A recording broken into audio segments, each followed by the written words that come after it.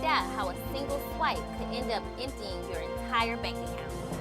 President Adams discussed student athletes and drugs.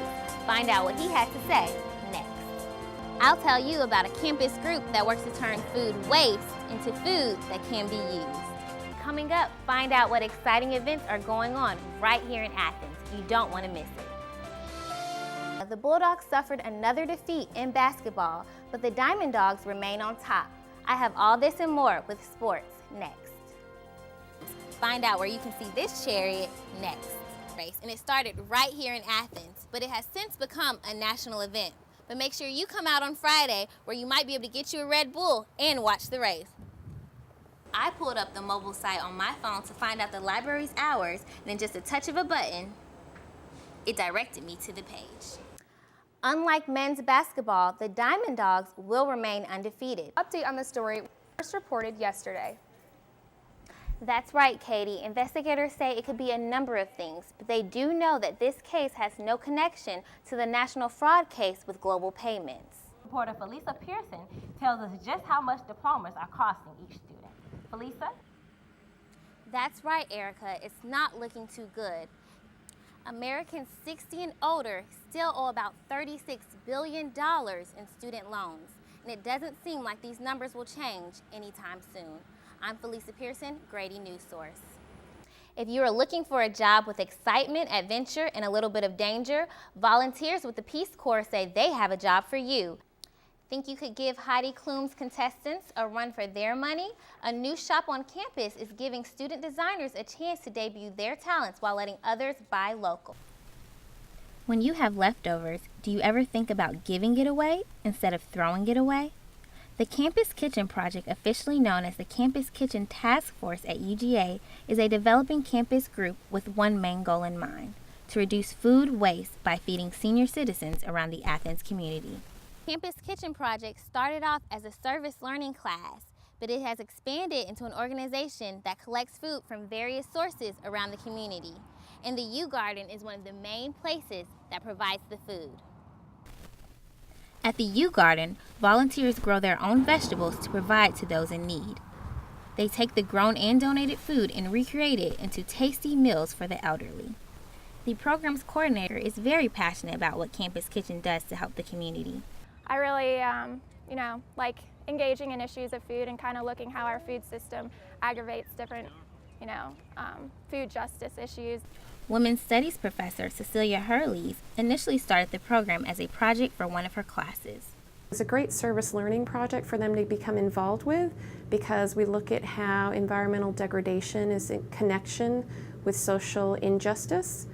Campus Kitchen is working to expand their help beyond Athens seniors and hope to one day reach others in need. I'm Phyllisa Pearson, Grady News Source.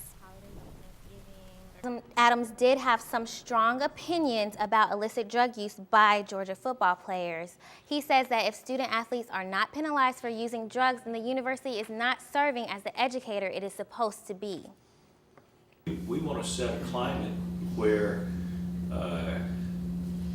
any illicit drug use is not only frowned on, but is not tolerated. The SEC does not currently have a uniform policy about enforcing punishments on student athletes using drugs.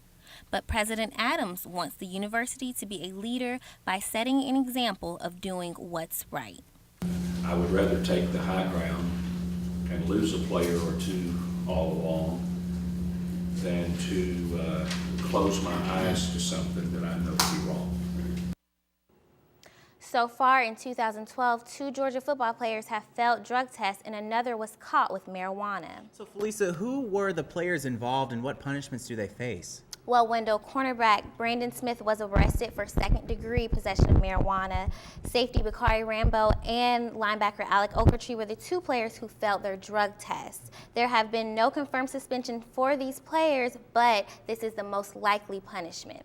Okay, so were these the incidents that were specifically related to President Adams commenting this morning?